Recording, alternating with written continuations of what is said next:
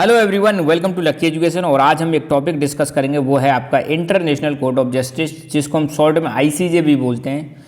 ये जो टॉपिक है आपका क्लास 12 की पॉलिटिकल साइंस की बुक कंटेम्प्रेरी वर्ल्ड पॉलिटिक्स में दे रखा है, और ये चैप्टर नंबर 4 इंटरनेशनल ऑर्गेनाइजेशन का ये टॉपिक है। ठीक है, तो थोड़ा सा मैं आपको बताऊंगा यूनाइटेड नेशंस के बारे में, ऑल्दो इसके बारे में वीडियो बना चुका हूं। तो यूनाइटेड नेशंस के बारे में आप सब जानते होंगे, जिसको हम शॉर्ट में यूएनओ भी बोलते हैं, यूनाइटेड नेशंस ऑर्गेनाइजेशन।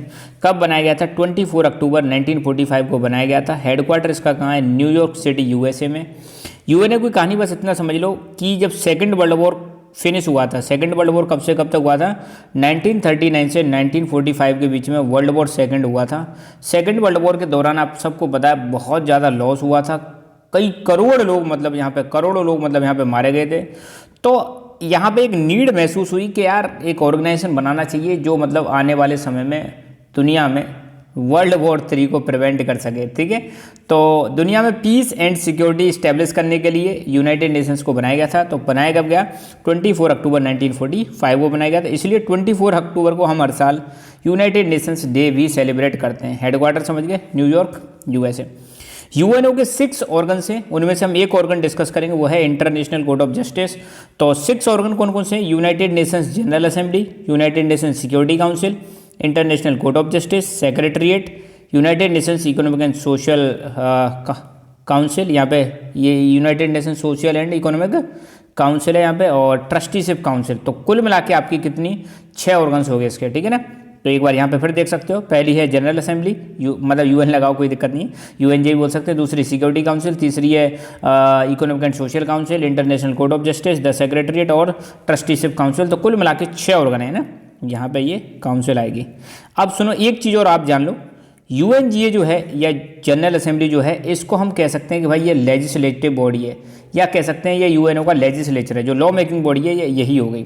दूसरा सिक्योरिटी काउंसिल, इसको हम कह सकते हैं कि ये एग्जीक्यूटिव बॉडी है, मतलब जो यूएन में जो सबसे ज़्यादा ताकत है ना, वो किसके पास है? यूनाइटेड नेशंस सिक्योरिटी काउंसिल के पास है। ये यूँ समझ लो यूएनओ की जान है, और सबसे ज़्यादा ताकतवर जो बॉडी है ना वो यही है। इसी में हम वीटो पावर की बात करते हैं। इसी में टोटल 15 मेंबर है, 15 मेंबर है, जिसमें से 5 परमानेंट है और 10 नॉन परमानेंट है। ठीक है ना। और इंटरनेशनल कोर्ट ऑफ जस्टिस, इसको हम कह सकते हैं कि भैया ये यूएनओ की जुडिशियरी है ना। तो ये तो हो गया लेजिस्लेचर, ये हो गया एग्जीक्यूटिव, और ये हो गया जुडिशरी। तो शुरुआत करते हैं हम किसके बारे में?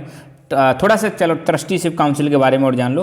अब ये पढ़ ही रहे हैं तो हम। ट्रस्टीशिप काउंसिल, तो आप सबको पता है सेकेंड वर्ल्ड वॉर जब खत्म हुआ था 1945 में, तो कुछ टेरिटरीज ऐसी थी जिन पे इतना सिस्टम नहीं था, इतना उनकी कैपेसिटी नहीं थी कि वो अपने देश को एक इंडिपेंडेंटली रन कर सकें। तो ऐसी टेरिटरीज को गवर्न करने के लिए, ऐसी टेरिटरीज को सेल्फ रिलायंट बनाने के लिए, ऐसी टेरिटरीज को जब तक वो एबल ना हो जाए सरकार चलाना, उनको गवर्न करने के लिए ट्रस्टीशिप काउंसिल को बनाया गया था। तो बाद में आपको देखने को मिलेगा 1 नवंबर 1994 एक टेरिटरी थी इनमें से पलाऊ। जब उसने आज़ादी, जब पलाऊ को आज़ादी मिल जाती है तो ट्रस्टीशिप काउंसिल ने अपने ऑपरेशन बंद कर दिए, सस्पेंड कर दिए।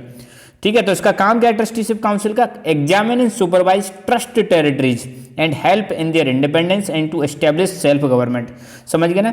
ये ट्रस्ट टेरिटरीज मतलब ये वो टेरिटरीज थी जो 1945 के बाद मतलब इनको गवर्न किया जाना था। ये वो टेरिटरी थी जो खुद गवर्न करने में एबल नहीं थी, खुद को मतलब ऐसे देश या ऐसे एरिया जो खुद को नहीं चला सकते थे। इसलिए इन्हीं को सेल्फ गवर्नमेंट एस्टेब्लिश करने के लिए, इनको आज़ादी दिलाने के लिए, इनको किसके अंडर में डाल दिया?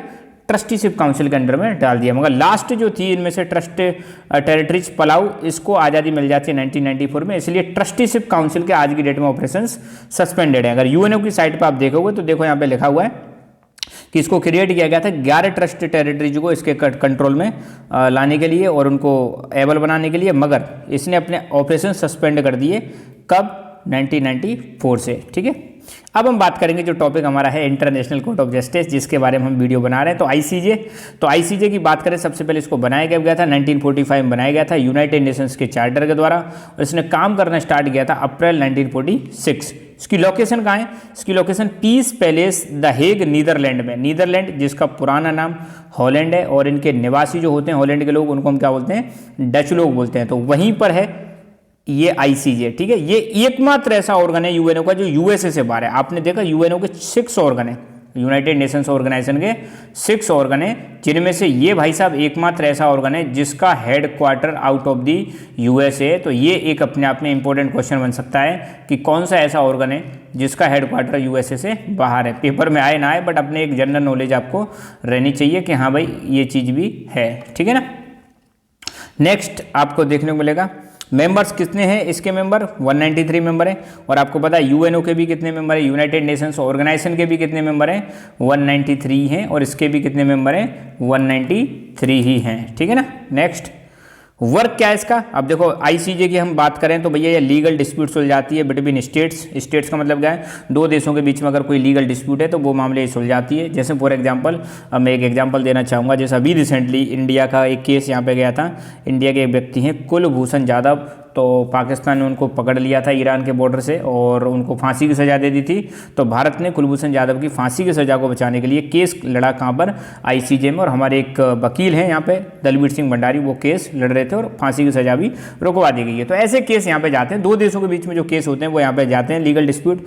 दूसरा ये एडवाइजरी ओपिनियंस देती है इंटरनेशनल लॉज के हिसाब से ऑन लीगल क्वेश्चंस। अगर मान लो कोई यूएन या यूएन की कोई बॉडी यहाँ पर अगर इनसे कुछ पूछते हैं तो ये उन पर लीगल एडवाइस भी देते हैं, ठीक है। स्ट्रक्चर की बात करें तो भैया इसमें 15 जजेज है, टोटल नंबर ऑफ जजेज in ICJ international court of justice में टोटल जज कितने, 15 जज हैं, जिनमें से 1/3 जज हर 3 साल में इलेक्ट होते हैं। 1/3 ओनली, हर 3 साल में इनका इलेक्शन चलता है। और 1/3 का मतलब क्या हो जाएगा, 1/3 का मतलब हो जाएगा 5 जज। कितने जज, हर 3 साल में 5 नए जज इलेक्ट किए जाते हैं।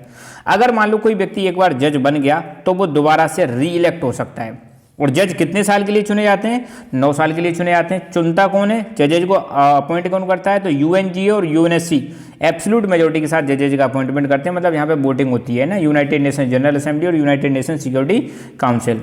टोटल कितने जज हैं, 15 कहाँ से आते हैं, 15 में से तो 3 जज तो लिए जाते हैं अफ्रीका से, 2 लिए जाते हैं लैटिन अमेरिका और कैरिबियन आइलैंड से, 3 एशिया से, 5 वेस्टर्न यूरोप और अदर स्टेट से और 2 ईस्टर्न यूरोप। ऐसे करके टोटल 15 जजेज यहाँ पे हर साल चुने जाते हैं इन अलग अलग रीजन्स में से। क्या भारत का कोई जज है इसमें अभी, बिल्कुल अभी है, ये हैं दलबीर सिंह भंडारी, मैंने अभी नाम बताया था। पहले चुने गए थे 2012 में, फिर दोबारा इनको 2018 में अगेन इनको क्या कर लिया गया, इलेक्ट कर लिया गया, ठीक है। तो ये चीज़ आप इनके बारे में याद रखना, ठीक है।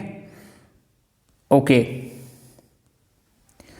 यहाँ पे ये न्यूज भी है 2018 की, Dalbir Singh justice Dalbir Singh Bhandari reelected to ICJ, ठीक है।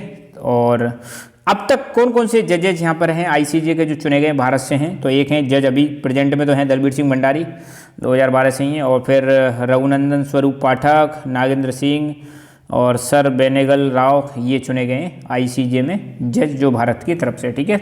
तो बस इतना ही आईसीजे के बारे में। So thank you so much, keep learning, keep enjoying and God bless you all.